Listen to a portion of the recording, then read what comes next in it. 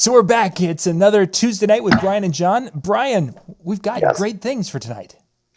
We always have great things. We always have great things. And sometimes we actually stay on topic and cover those great things. Do you know what I do every week? And this might sound silly, but every week I get cleaned up to come and do this show. You do? I mean, I do. I don't always do that when I shoot videos. Sometimes I shoot videos and I haven't done anything with my hair that day and I haven't even showered. I just got up and started working. But for this show, I take a hot bath. I just scrub it up and get all cleaned up for the show. Almost every week. I think I've missed a couple, but most of the time I do. And of course today we've been watching some of your pictures that you've been putting up in different things. You've been a busy man today. Yeah. We'll talk about that later. Yeah, just lots of things going on. I want to not think about that for a little while. We'll have to talk about the mic drop video that you talked about earlier today. Howie's with us tonight. Howie had a fabulous idea. Absolutely. I love it. And I don't want to catch Howie's thunder, but we'll have to.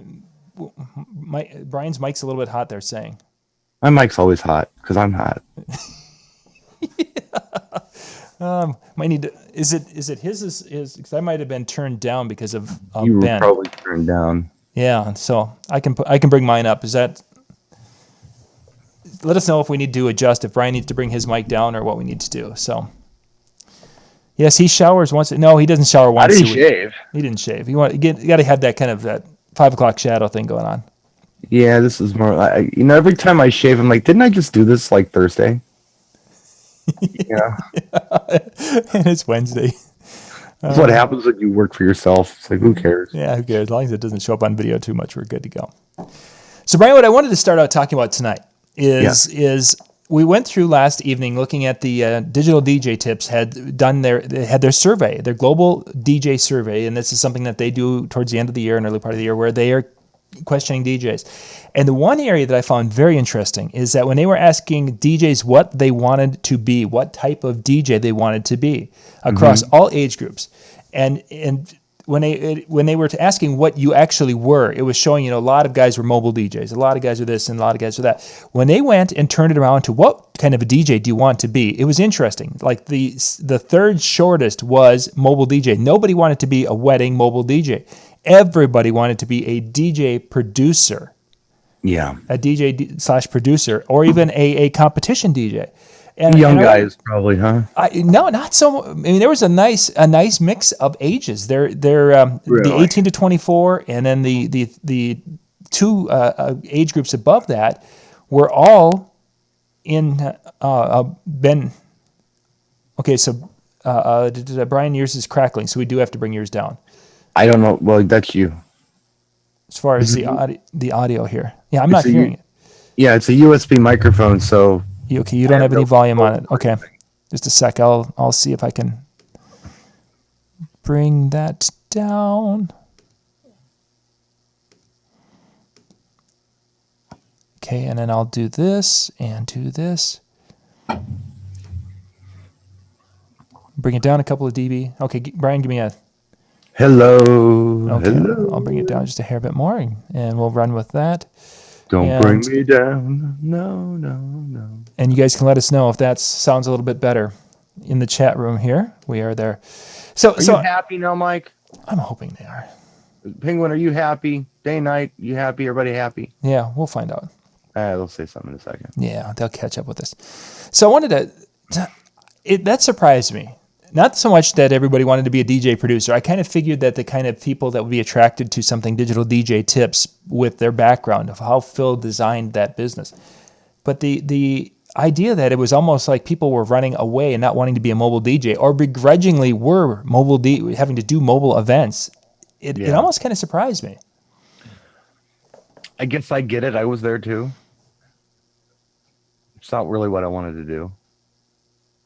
But it turned out to be the best thing for me, but initially that's not what I had in mind. So this would have been back in the early days when you were first starting out and you had gone into the club scene, and that's where you really wanted to make your... Well, there was a combination of a couple things. I mean, as a teenager, I thought it'd be a fun job. And it was, but there were a couple things that kind of, now I sound tinny. I just don't sound right to anybody tonight. I don't know. It's my compression. Now we can't hear him. He's very low, how he says. Well, let's hang on. We can bring it up to about there. We need an engineer. I know. We need to find someone. You need to get like a Robin to like just be the engineer. Yeah, somebody who could do that. Robin's not really the engineer. I don't know what Robin is. The news person. But would be awesome. Scott's the engineer, I guess. There we go. Now we should be pretty close. Are we good? I'm hoping so. I don't want to tell my story until you can hear me. Yeah. It's a Wisconsin thing. What's a Wisconsin thing? What's a Wisconsin thing? Beer and cheese and I mean, I could see that being it. And with Reggie, it'd probably be polka. Okay, John sounds tinny. How could John sound tinny? I mean, I obviously could. This is like an omnidirectional microphone. Yeah, exactly. I could do this if you want me to, but that's a little ridiculous. So we could do that and see if that we're gonna sit here the whole show and just adjusting volume. Yeah, no. You sound great on my end. Yeah, it typically does. There's an issue with Zoom. Yeah, I don't know but mine feeds right into the system, so it shouldn't be something that anyway. We've got to be getting close, gang. Are we close? Is this like acceptable? Anyone? I think we. If no one's complaining, we're probably okay. Let's go. Let's roll. Yeah, because you sound good. I think I sound. If you hear. Oh, come on. Thanks, Howie. Thank you. I always wait for the answer I want to hear. Yeah, exactly. We're gonna. It's I'm like it's like political with me, you know. It's like with the news. I want to see the news I believe and want to believe. That's the one. Okay, so let's go back now. When you first started out, you went into the DJ profession. Yeah, well, I thought it'd be a fun job as a teenager, but as I got older, there was a combination of a couple things that turned me off from the mobile DJ thing as a career. That was just a weird word for that, unless you owned some multi-op system or something. Number one, the people who I was running around with, this was not a cool thing. It was not cool to tell anybody that you were a mobile DJ. The reason it wasn't cool was because the people who were doing this at the time, and we're talking about late 80s at this point, right? Weren't cool people. I mean, I didn't know anyone cool doing it. Everyone I knew who was doing this was maybe 10 years older than me or more, and they were kind of outcasts. They weren't like cool outcasts, you know. They were welders by day, DJs at night kind of thing. And not there's anything wrong with welders, but you know, they're working in foundries and just kind of simple people. They weren't artistic or interesting or anything. They were just guys who did this.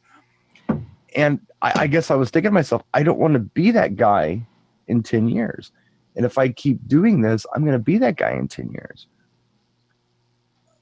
Oddly enough, I never became that guy. You know, here I am 45 now. I'm much older than these guys were. And yeah, I didn't have to be those guys to be a mobile DJ, I guess. The thing I hated the most about being a mobile DJ, though, were the clothes. I hated the clothes that they made us wear back then for weddings. Suits, tuxedos, ties. You load in, you're all sweaty and gross, and then you have to put on these nice clothes. Right. I don't know. So when I started my own company, everything was my way. For the first time ever, everything was my way. The equipment was my way. The clothes were my way. Everything was my way. And at that point, it was like, I'm all right with this. But I never saw it as something I'd do forever, you know, and here I am in the middle of forever still doing it. But I get it. I get it when people say this isn't exactly what I wanted to do. You go there because the money's there, right? Yeah. You're not making money at the club like that or at the bar like that or having people hire you to do your self-absorbed sets. You get the money, playing the damn Macarena. That's what it is. So it's interesting. When you're mentioning the guys who were mobile at the time, thinking back to my experience, we had in our area basically about 2 or 3 guys who were doing mobile events back then. yeah. One was the top 40 radio station DJ, the main guy there, who was the cool guy. Yeah. So he was like, oh, everybody loved to have him at your Right. your school dance, which obviously would have been my experience at that time. Then there was a young man who just was a mobile. I don't even think he was did any radio work at the time. Yeah. And he was a cool guy because all the girls thought he was, this hot young, 20-year-old. So as a teenage, 7th, 8th, 9th grade young man, as you see these guys coming in, they were in some ways cool. I really didn't see what I would consider to be uncool DJs until probably about the time we started DJing ourselves, and there were a couple of other guys who had started about that same time. And one guy he came in there, he was from a different radio station and had just played country music, and he had 2 big reel-to-reels. That's what he performed from, Yeah. with these reel-to-reels. And he was basically, he'd sit down, he'd just sit there the whole time, just with these reel-to-reels back and forth, and there was never anything beyond him fixated on it's like Serato, what do they call it, Serato face? That was what he was, but it was reel-to-reel face. Yeah. And then the other guy was from an oldies radio station, and he was, at that time, again, this would have been the mid to late 80s. It seemed like he was 50-some years old. He basically looked like a 60s hippie that just never changed. Yeah. And he was that guy, and he was always kind of creepy and a little weird and a little scary. And he was doing high school dances and playing his 50s and 60s music because that's what he was and did. And Sure. yeah, he had a couple of newer tracks, but it was so. I don't know. In 1989, I'm thinking back to when I first started doing the weddings a lot for the multi-ops. I was also I had been heavily into the club scene anyway, just as a club goer, not as a DJ always. Sometimes I was just attending. Excuse me. And the most socially unacceptable person in clubland had a mullet and a mustache. Usually drove an IROC Z28 Camaro. And every mobile DJ I knew had a mullet and a mustache. Or they had like a mow haircut, like from the Three Stooges. Yep. Just in wore polyester jackets and were overweight and had really ugly girlfriends or wives. And I just didn't want to be part of that, So it was very different here. It was just, but they were good. They were nice people, but I didn't want to be that guy. And I just thought, God, I'm just going to become that guy. Just from association, that's just because I didn't see anybody do anything else. Well, there were a couple guys, but at the time, those guys were so untouchable. I mean, they didn't talk to anybody. Kind of arrogant, I guess. Sure. I know some of those people today, and they're very nice to me. Of course, they're nice to me. I've made it, But I'm cool with everybody, And I never wanted to be that jerk. I wanted to be the DJ who was friendly and helped others, and I didn't want to be the dork, and I didn't want to be the mean guy. I wanted to be the cool guy who helped people. So it's what I try to do. Something I'd never seen anyone do before in my market. Just didn't happen. Yeah, it certainly didn't. It was basically each for his own back in the day. Yeah. You never saw anything. Well, I don't care. I mean, I've gotten to the point, and I have been for a long time, where I've waited for someone, and I hate to even say this out loud because it sounds very arrogant, but for a long time, I've waited for someone to come along in my market who was better than me, to challenge me, to do something, not marketing wise or equipment wise or any of that. I mean, just performance wise. Come along and be a better mobile DJ than I am, please. Do something that I'm not doing. Do something amazing, so I can look at you and say, "Oh, I better up my game." Man, I'm good at this. I'm not good at much, I'm really not. I've never been good at a lot of things, but this I'm very good at, which is another reason I do it. It's the only job I've ever had where people thanked me for doing it when I was done and really appreciated it. Right. But it got to the point where it was like, okay, no matter what I do, no matter what I say to people, no matter what I tell them, no matter how much they shout at me, they can't beat me. They can't do what I do. Obviously, I was under the impression for a long time that anybody could do this. Yep. So that's why I don't want to do it, because anybody could do it. I was doing it and it was very easy for me. And I'm like, well, what's the big deal? Then you start seeing crappy DJs. You're like, oh, wait a minute. Maybe I'm good. This thing that I don't even like to do, maybe I'm good at it. Maybe I should embrace it. I don't know. I've got a lot of thoughts on that. It's weird. The progression that I've had for this as a career, I guess. Mm-hmm. There are a lot of people out there who do things a lot better than I do within this business. I'm a terrible business person. It would be cool if I had somebody just do all that for me. Yeah, I know what you mean. Performance, I do very well. I'm solid there, and I'm happy, and I enjoy it, and people seem to enjoy what I do. So, but yeah, it's a weird business. Thinking about your connections you've had in the UK, you spent some time over there at the different shows and such. Talked to DJs from Europe, maybe across the board. Yeah. Is there a different mentality when it comes to mobile DJs? Because again, the survey covered a lot of younger US DJs and a lot of European DJs. Do they have a different mindset when it comes to the mobile DJ compared to a club DJ? Oh yeah, the DJ period socially is the bottom of the barrel there. So, and they don't call it mobile DJ; they call it mobile disco. Yep. Which might be part of the problem, but yeah, they're really considered bottom of the barrel, which is unfortunate.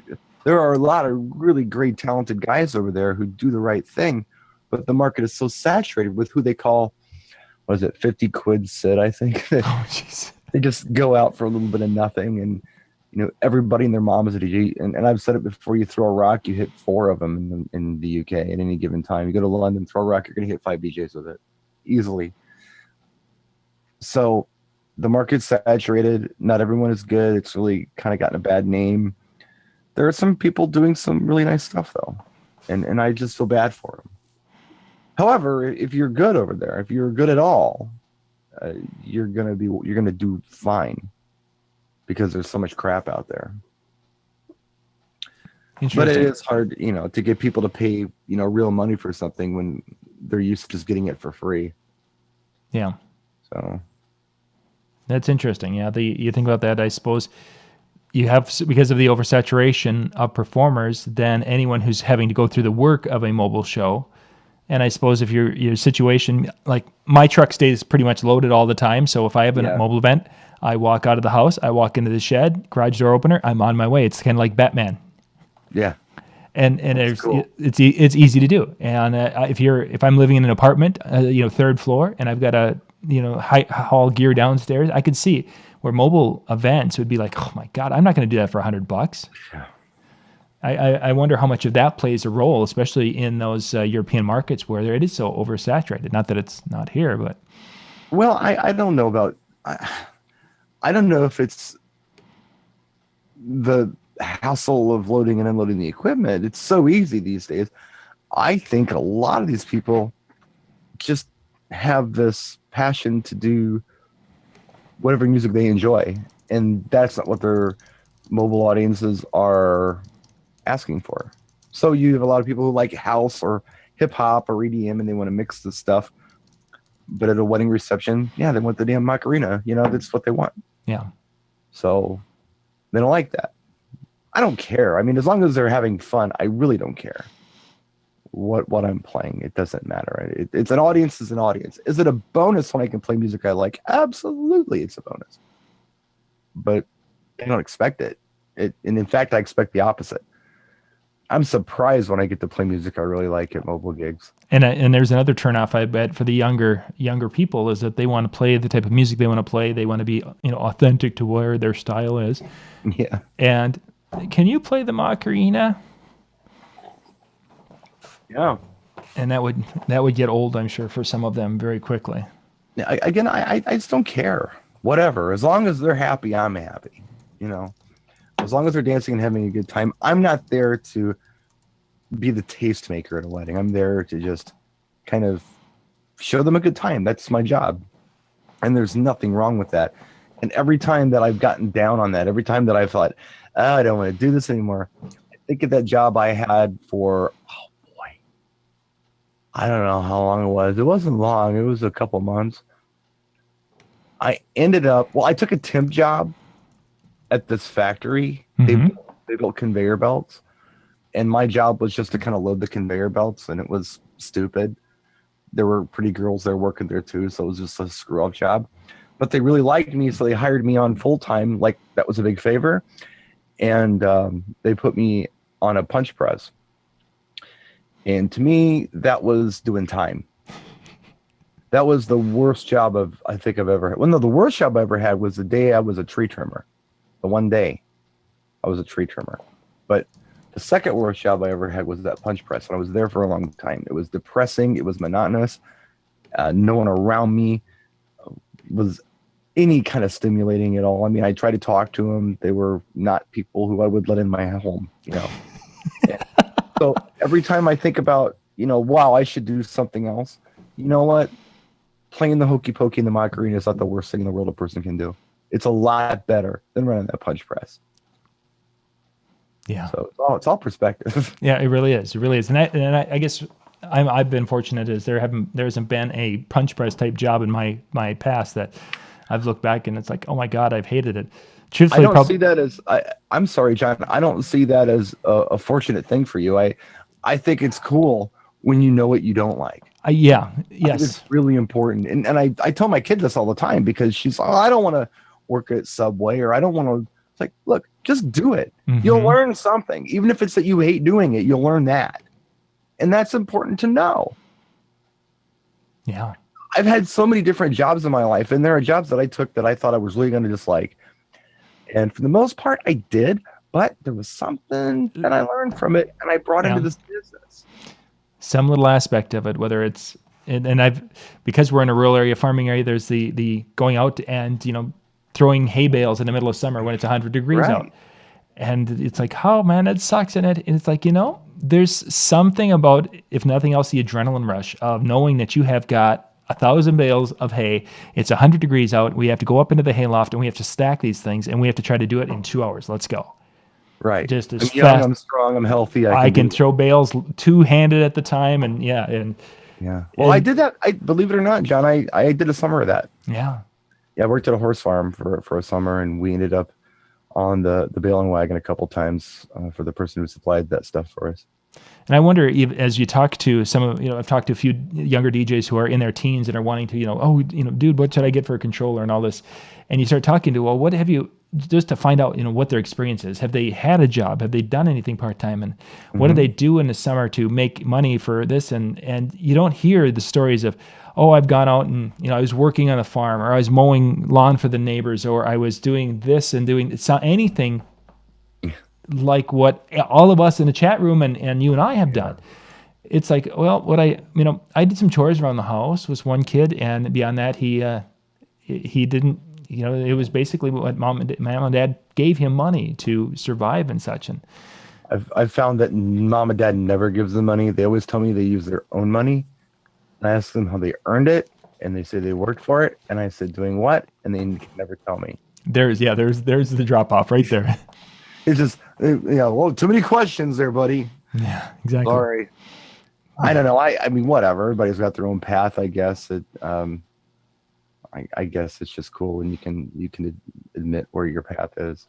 And that might be part of the reason why you've got so many that are aspiring to be the DJ producer that's going to, you know, go and, you know, make my music and everyone's going to love me, that they haven't learned that aspect of having to put the work into it and really to cut their teeth on whether it's mobile events or small bar events. And I had a guy who sent an email in, I think it was late last week, and he wants to start producing music, and he sent a song over, and I believe he's like 16, maybe 15, a young man, And it's like, this, great, you're practicing. And he's like, yeah, who can I sell my music to? And it's like, dude, maybe 5 years from now, as you get better and you hone your skill and you do these things and get it out there. I mean, DJ, Joshua Dirksen there that was on with us, very talented remixer, and he's been doing it for a long time, and he's getting national acknowledgement with his mixing and such, and you're getting, big time DJs are using his stuff.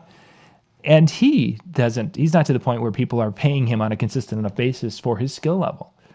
Yeah. And yet you've got I did it, so it must be valuable. I think, well, yeah, with, I guess, what do I want to say? I'm going to sound like an old guy. Yep, go ahead. Get off the grass. Come on, go ahead. Let's hear it. I get off my lawn. Mm-hmm. I don't know. People who have been told that everything they do is amazing and they get trophies for being the last winner, which is the one who came in last place. Yes. It's just a little too much, way to go no matter what you do. Everything is wonderful. You're wonderful. Carlin did a routine on this. I remember that. Nobody's ever just told you just suck. You're a loser. That builds character. It does. It does. You a little more. I don't want. My daughter sometimes is so over critical of herself. Nothing's ever good enough. In what she does, or for the things around her. What she does. Okay. Her homework, her grade wasn't good enough. Her assignment that she did wasn't good enough. Nothing's ever good enough because she's a bit of a perfectionist. She gets that from her mother, not from me, because I am not that guy. Look around you. I am not that guy. And then you have the other side of the spectrum where, I did it. It must be wonderful. Everything else I've done my whole life, everybody told me was wonderful. So this has to be wonderful as well because I'm gifted, talented, and special. Mommy says so. Well, everybody's not special. If they were, then it kind of ruins the whole point of being special, doesn't it? Yeah. If everyone was special, then we wouldn't have people making millions of dollars to entertain us or shooting 3-pointers or what have you. But yeah, I mean, Clark says, you got to fall to learn life skills. Yeah, you do. I mean, some people fall too hard. Some people fall way too many times and they get down on themselves. But yeah, man, I mean, God knows I've had my shortcomings. Mm-hmm. But yeah, I don't know. I think they just get a little overconfident. And I get it. And I hate to be jaded about a whole entire generation. It really upsets me that I feel that way because I don't want to feel that way. But yeah, and it's not a whole generation. It's just that's a prevalent mind thought where you and I grew up and we wanted to be Spider-Man. That's what happened in our generation. Our parents wanted to be Superman. This generation I wanted to be John Taylor from Duran Duran. That's what I wanted to be. That's. I think we've had this conversation. And a new romantic pop band. That's what I wanted. I mean, to be honest, before that, I wanted to be a radio DJ, and I wanted Donna Summer to adopt me. See, I'm different. That is. So Donna Summer would be the coolest mom, and I always envisioned her driving a silver Z28. I don't know why. Like she'd pick me up from school in her silver with her big hair, blasting her own tunes on the stereo, with the tops off. That was the dream, man. Jimmy, work on that graphic for us, would you? I never wanted to be Spider-Man. It was never my thing. Funny. But I understand what you're saying. I'm sorry.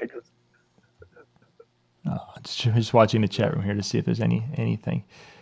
So yeah, that was an interesting. I just I wanted to talk about that because here we so many of us, and most of them in the chat room, we've gotten to that point where we enjoy our mobile events, or that's such a big part. And with those of us who do weddings, it's fulfilling to go and help someone create a special day, what have you. And it just seems so far from the idea that people are like, oh, a mobile event, God, that sucks. I wouldn't want to do that. I want to do this other thing. And I don't see that from my perspective. And that's why I wanted to get a little insight. Yeah. No, I get it. I understand where they're coming from. But again, like I said, you try things in life, things you think you're not going to like, things that you think that are going to be, you know, really negative or bad or whatever. And it turns out that it's wow, okay, maybe there's something to this. And that's what happened with me. Yeah. And I do love it. And I love it that I'm able to do it my way. I mean, that's the thing. If I had to work for somebody else and do it their way, I might not love it anymore. Mm-hmm. But if I can do it my way, but I appreciate doing it my way. A lot of people just buy their own stuff and go out and just start doing it. I don't know. Maybe I pay dues. There's a level of that. That's a great point also, is doing it your way. You started out and you were working you did some things for a multi-system company, didn't you? Yeah. Oh, yeah. How many in the chat room, if you guys started out, just kind of go in there, if you started out you started by yourself or if you started working for someone, just let us know in the chat room. I'd be kind of curious to know. I did not start working for another company because at the time there really wasn't anyone else who was doing much of anything in our area, that wasn't within an hour away. Yeah. So it'd be kind of curious if you started out your mobile world as basically as a single op, or if you were working for someone. Just kind of let us know, because I just kind of follow that chat, because I could see if you're learning from someone, yes, you're going to learn, and we've had the conversation with Mike Walter that there's a lot of great things they learned in their early formative times from their association with Stars DJ. But I also know that if I would have been, I've done some subcontracting for DJs, and I've just chafed at working under some of the subcontracting, how they want it done, and this is how we do it. And these are one of my early ones is these are the sets of music we use, and you have to play the songs in this order: 1, 2, 3, 1, 2, 3, 1, 2, 3. Yeah. I get stuff still, like when I do the subcontract jobs from the agency or whatever, where I'm not happy. I don't like the way it's structured. I don't like what was promised. I'm not even thrilled with the client. My gigs where people hire me not because of price, not because an agent talked them into it, but because they really want what I have to offer. And I can go in there and do what I do, and they're happy about that because they hired me for a reason. Those are my favorite gigs. I love those. There's nothing not to love about those gigs. Nothing. They're fantastic. But yeah, it's a drag when you got to do something somebody else's way. And it's not that I don't want to accommodate people. It's just that I'm the one who has to do this stuff. I'm the one who has to dress this way. I'm the one who has to try to pull this thing off that they're asking for. Yeah. The success is the thing in the end, right? We want success. We want a successful event. We want people to be happy at the event. And I feel like that I've got a pretty good handle on what could make people happy. For sure. Better handle on it than somebody in an agency who promises this or that. They don't know. Let's get to know the client. Let's figure out what they like. Let's get to know the crowd once we're there and figure out what they like. Yeah. And I've had the conversation with brides on numerous occasions. It's like, we can sit down and figure out today what kind of music you like, what we think. We'll go over with the age group and demographic of your audience.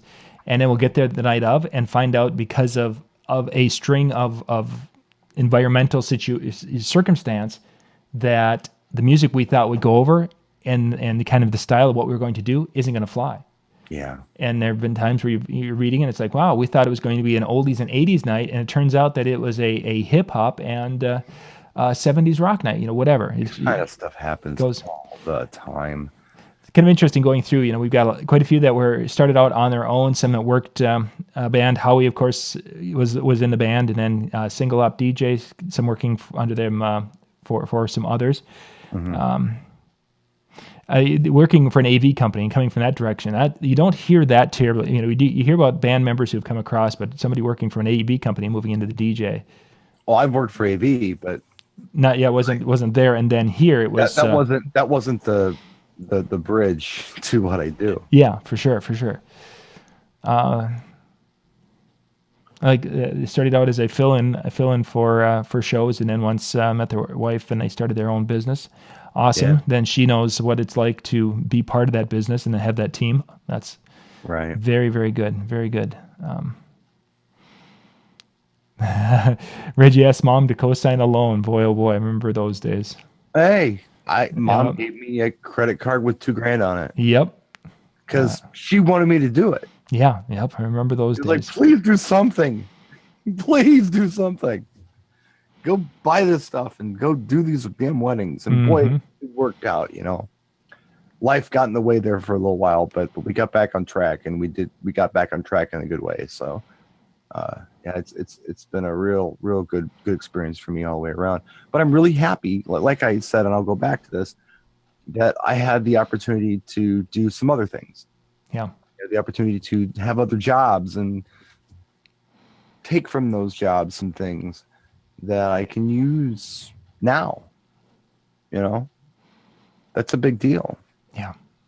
Yeah, it definitely is. And there's times that when, as you were mentioning earlier, when I said I didn't have a job that I look back and just absolutely hated, there's times where I think I missed something from that, but then there's a part of me that's like, I'm this fairly optimistic person that, I'm going to try to find a silver lining in almost everything, what there was. So whether, it's again out in a dusty field picking rocks or, probably the worst job I think I did ever have was a guy who hired us to pull lake weeds, going into the lake and pulling weeds. And it was like every day pulling weeds. And that was probably the crappiest job. But you know what? I'm at the lake and girls in swimsuits live at the lake in the summertime. So, right. So what can be it can't be that bad.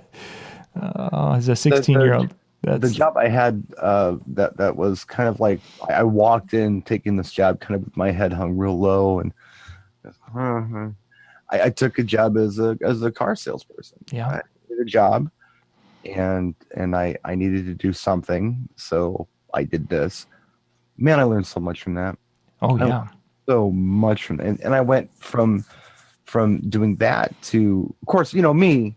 I'm not just selling cars. I'm getting bored and going back into the detail shop and it's like, yeah, well, what's going on back here? Oh, how do you do that? How do you buff a car? How do you wax a car? I want to know all about it. Here, let me help you. That's me. And then I'm talking to the used car mechanic, and I'm talking to the guy who does the on-site dent repair and paint work, and I ended up kind of running this little store. I mean, I wasn't officially managing the store, but I was managing it because the owner was always gone.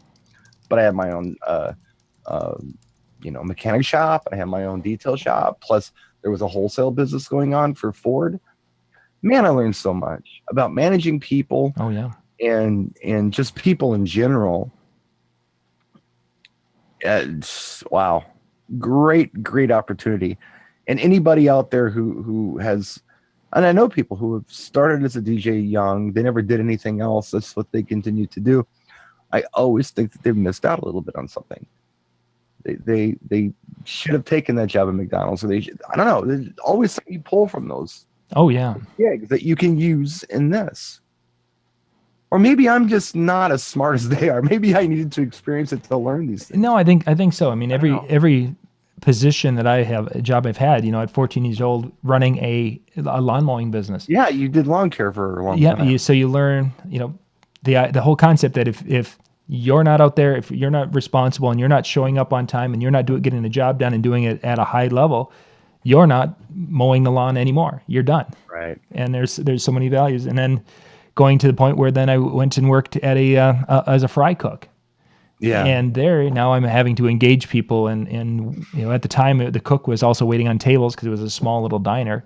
Right. So there's all the human interaction aspects there. And then there's so many milking cows. I don't know exactly what I learned from that one.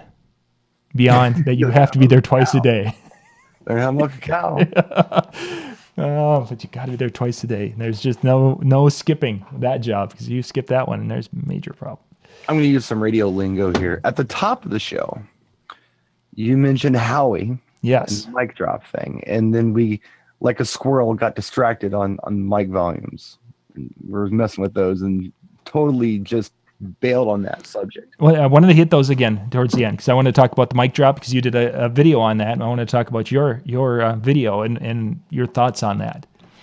I want to talk about Howie's idea too. It's And really his good. his was really good. Although we should have Howie come on and he could show that. Yeah, that'd probably be good. Because he has a really cool idea and he had a graphic to go with it that maybe we'll see if Howie can bump in next week with us, if that would work out for him. Yeah. That way we can give him a little advance notice and he can get his props ready and such. And Jimmy Stills learned that you didn't want to do it anymore. Exactly. And that's okay. Yep. If that's all you learn, that's okay. That's something. The weirdest thing is when you take those jobs that you think you're going to hate and actually do like things about them. That's the weird part. I don't know. Just in the chat room, Michael Toma is mentioning that his wife is a very accomplished singer, and Tom Heath. We did a show talking about adding live performance with the DJ aspect of it, and I've often thought that someone who is I had a DJ who was a charismatic. She's just a person that everyone in the crowd just loved, and she could sing. And she could DJ and do these things. And I thought that if she really wanted to dedicate herself to creating that type of show where she's not becoming the star of the show, but she's able to at times sing the song, but kind of getting the people involved. And Scott. Screaming Scott there from Wisconsin was great when it came to the Piano Man. That was one of his big routines. But to have that as part of your repertoire where you're singing along and you can get the guests involved and yet your voice is strong enough to carry it if the guests are horrible, what have you, I think that could be just golden because it's an entertainment level that 90% of the people, DJs out there can't do. Oh, more than 90%. Yeah, maybe even higher than that. So a lot higher than that. So it was just Michael and I were just talking, and that area boy having that ability. Even Lori, who can sing, wanted to. We incorporated some of that early on, but then it got to the point where it's like, wait a second, okay, she's skilled, she can DJ, she knows the gear. We can make either two of us can come together and make $800 at that time for the night, or we can both go two different directions and we can both make $800. Right. Right. So it didn't. That's the direction we went. But I think in this day and age, that unique selling position would be. Well, awesome. I think that's an interesting point. It doesn't particularly have to be a musical performance piece, though. I think it could be a lot of things. I think it could be your skills as an MC, if they're that strong. I hear a lot of DJs who sound exactly alike. Yes. Exactly alike. Even if they're good, they sound exactly alike. Like the last guy who was really good. They took the same seminar. They got the same plaque on their wall from the guru. I mean, you gotta make these things. I believe you gotta make these things personal. You gotta make it yours. And not just get up there and be the guy who taught you how to do it, or I don't know. Really just copying someone else's style or someone else's methodology. Make it yours. That's where I feel like I've done well. Yeah. I can't really play an instrument very well. Even if I could, I lost the hand, so I probably couldn't do it anymore anyway. I cannot sing. I don't think I can. I mean, I don't want to hear myself sing, so I don't expect anybody else to listen to me. But I do pretty well on a mic, and I know how to say things that a lot of people can't say. Yep. I know how to get away with stuff that a lot of people can't get away with. I don't know how I do it, but I do it. That's what I bring to the table. That's something that I can, and that's something I advertise. That's just something I do. It's just my thing when I perform. So I'm not just a guy who's just like the last guy who was good and came up and did this stuff. I'm not that guy, and I'm not dressed like that guy. Yeah, for sure. Definitely not dressed like that. I don't know. I hate that suit wearing thing. I don't like it. I don't like it one bit. It really bothers me. I don't know. Just following here in the chat room and such. So Yeah, I was looking at that myself. Yeah, but yeah, getting back to we'll have Howie on. Let's see. We'll see if next week works. It looks like it will work for Howie, and we'll have him come in and chat a little bit about that. The only thing I really want to say, because again, I don't want to steal too much of Howie's thunder, because Yeah, it's a let's not fabulous talk about idea. Howie. We'll pretend Howie doesn't exist tonight. It's the one little aspect is that he isn't getting upset with people. That's the cool part of what Howie's putting together.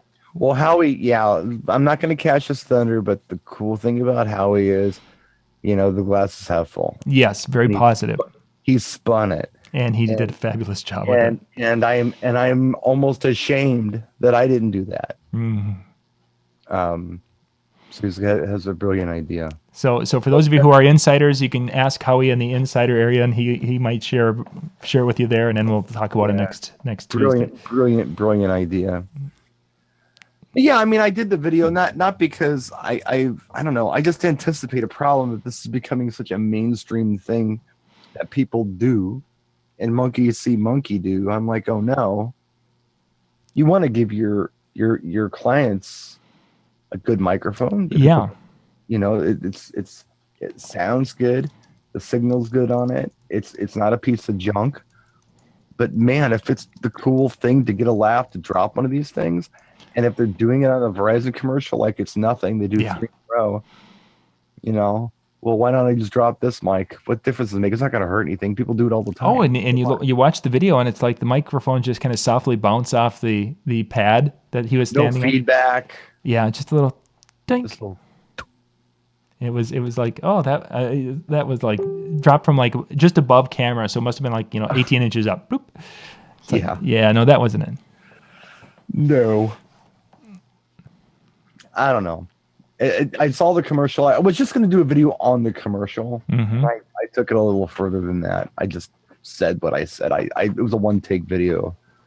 So, and it was I think it was early in the morning, and I was like, I hadn't slept a lot. Or maybe I just hadn't slept in a long time, and I did before I went to bed. I don't remember. I really just wanted to do a video on the commercial and just say, did you see this? Oh my God, what are they teaching people? Yeah, this isn't any fun. And I think there's gonna be somebody at a reception that will say something, and they're gonna and then they'll pull out a microphone from a second location. I'm just waiting for the first time someone reports that. Oh, they had 3 microphones on them. Yeah. Well, Howie's got a great idea, and I hope that he comes on soon to share that with you all, because it's good. Yeah. I want to do a video on what he did really bad, but he does his own videos. So yeah, we'll get him. Been a long day. Yeah. I'm not gonna do that. Okay, that looks good. The chat room, everyone's been really active. Thank you guys for sharing and commenting and talking and such that way. It gives us an idea of what you guys want to chat about and such. Yeah, although as you can tell, we can't walk and chew gum at the same time. Not a bit. We do a show or we read the comments. And then we comment on the comments. That's why we need an engineer to field these things for us. And the chairman was all, guys, did you see what Howie said? No, we didn't, Robin. What did Howie say? Oh, let's talk about that for a while. Yeah, exactly. We need this, John.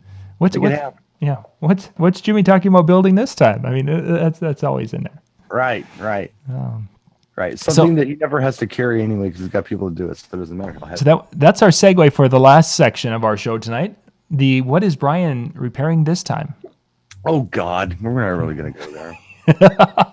For those of you who follow Brian's Facebook page, he's been working on the house as he typically does. He had a big project last fall, and now he's working in the basement with some different things. And those of you who have done that project where it's like, okay, you know what, I should go over and do that little. Okay, I'm gonna go do that, and then all of a sudden you know what, I got to do that to fix that, and then as long as I'm doing that, I might as well do that.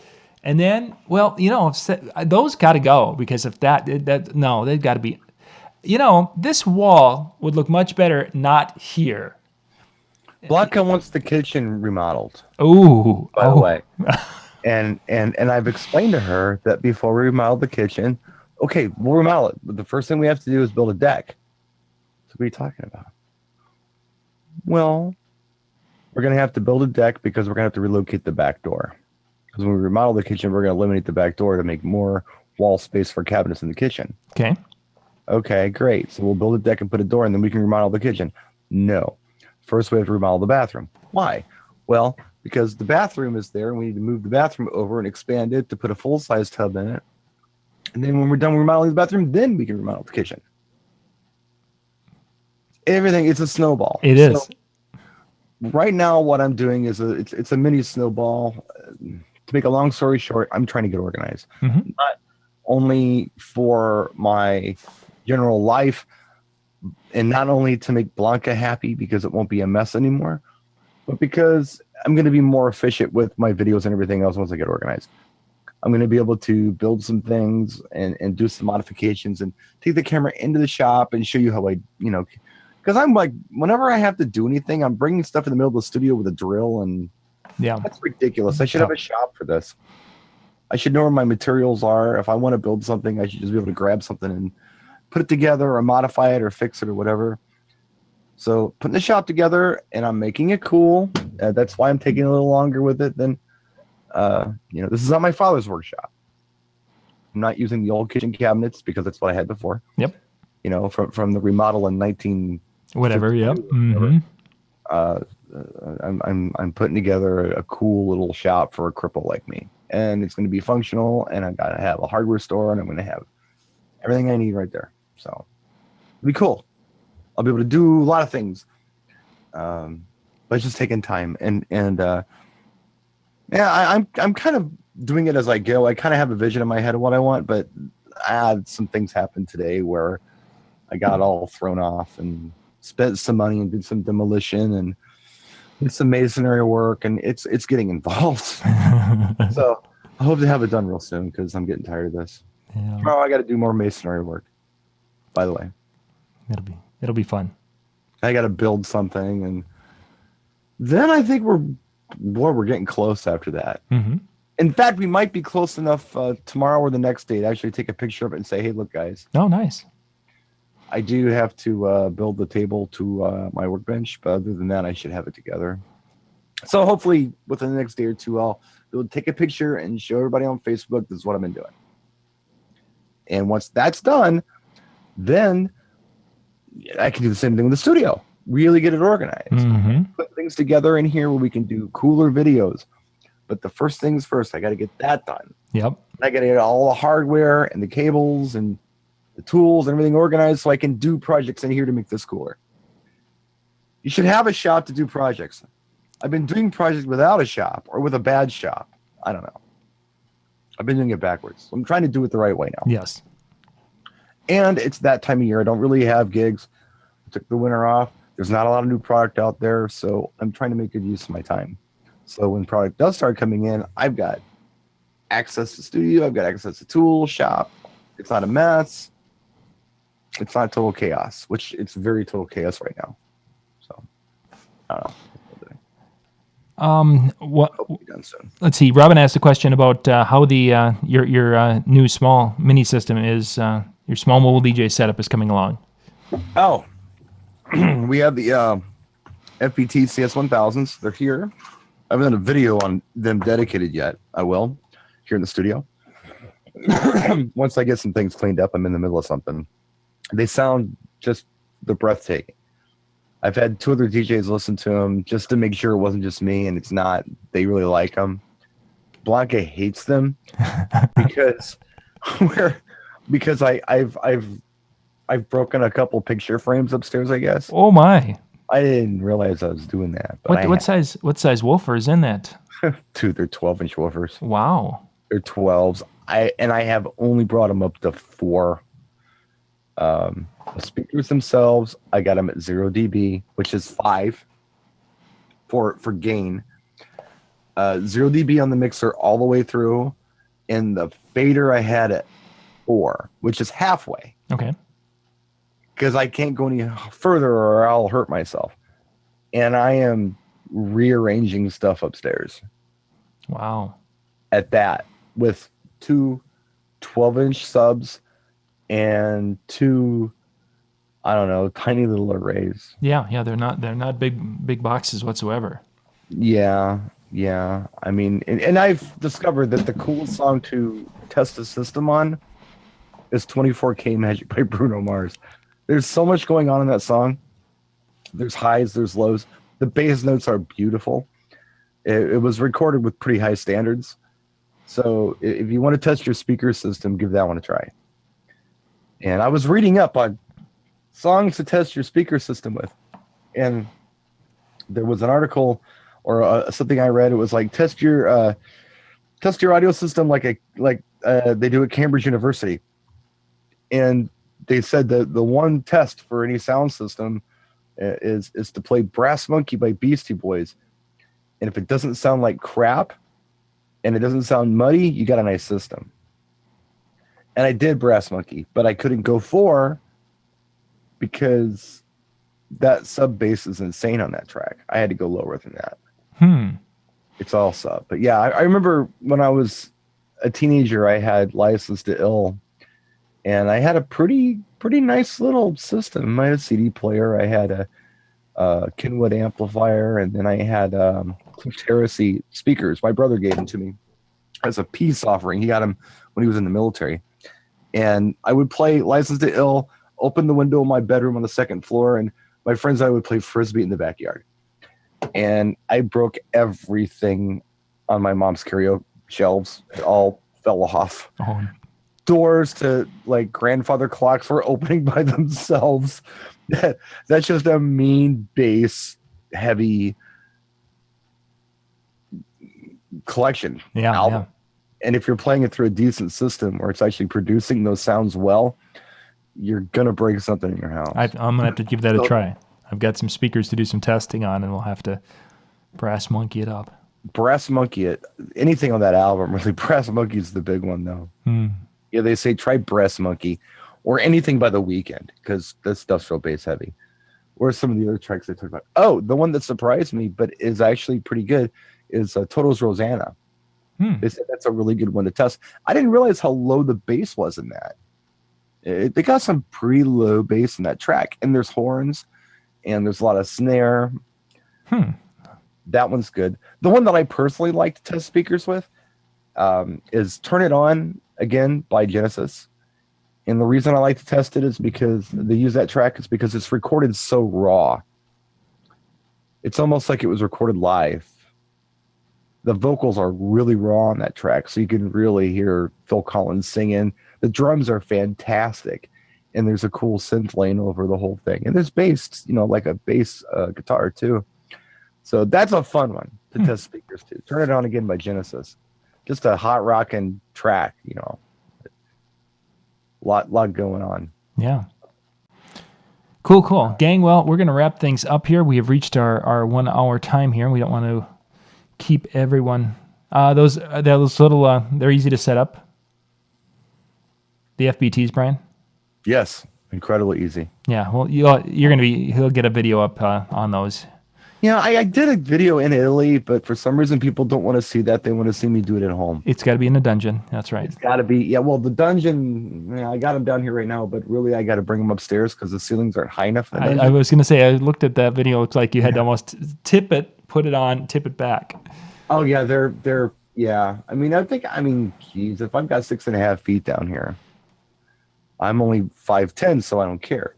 But, for this kind of stuff, yeah, upstairs is probably best. I want to get him into Hot Water Warehouse nightclub. Nice. Within the next couple weeks, maybe. Before I go to Toronto. I got to follow up on that. I haven't heard much about Toronto from the guys. Yeah, that's coming up here soon, too. It's coming, but I haven't heard anything. So I know I'm going, but I haven't gotten a flight information or anything yet. Yeah. So I'll figure that all out. But we'll get that all figured out. But first, we have to get the chaos done. As soon as the chaos is done, I'll back to the videos, promise. Good stuff, Brian. Thank you very much. Thank you guys for watching tonight and being with us. And we will catch you tomorrow night. We've got our we're going to be looking at some of the tricks and such in virtual. We've got the slip feature and some of the remix features we'll be looking at. And then we've got looking at some of the Google things and socially mobile. So we'll catch you guys tomorrow night at 9 o'clock Eastern. Good night, everyone.